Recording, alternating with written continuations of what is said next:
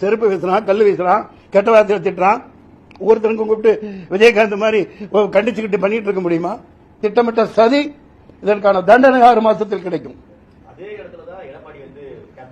சரி, அதுக்கு என்ன? இப்ப 40 பேர் சாவலையா? வருத்தப்படுறியா? எதுக்கு சொல்றீங்க?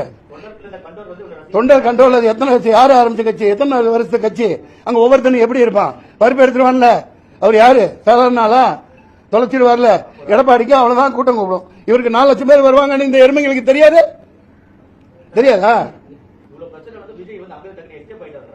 பைத்தியக்காரனே. போலீஸ்காரன் துரத்தி விடுறான். இங்க இருந்து போங்க, இப்படி இப்படி ஆயிடுச்சுங்களா? எல்லா நாடகமும் அவங்க நடத்துறாங்க. இங்க பாரு, அந்த சொல்றதுக்கு தானே இந்த திட்டமே. துரத்தி விட்டு போட்டு அடுத்த நிமிஷம் இவங்களால வர முடியுதுல்ல. ஆனா அடுத்த நிமிஷம் இருந்தாலும் வந்தா நாங்க நிக்க முடியுமா? நம்மளே நிப்பீங்களா? இது எவ்வளவு பெரிய பக்கா பிளானிங். அடுத்த நோட்டி டக்கு டக்கு டக்கு டக்குன்னு வர்றாங்கல்ல. கேக்குறான்ல, 66 பேர் செத்தானே கள்ளத்தரம். கள்ளக்குறிச்சியில செத்தாங்களே, அங்க போய் நின்றுங்களா? விளக்கண்ண என்ன கேள்வி கேட்கிற நீ?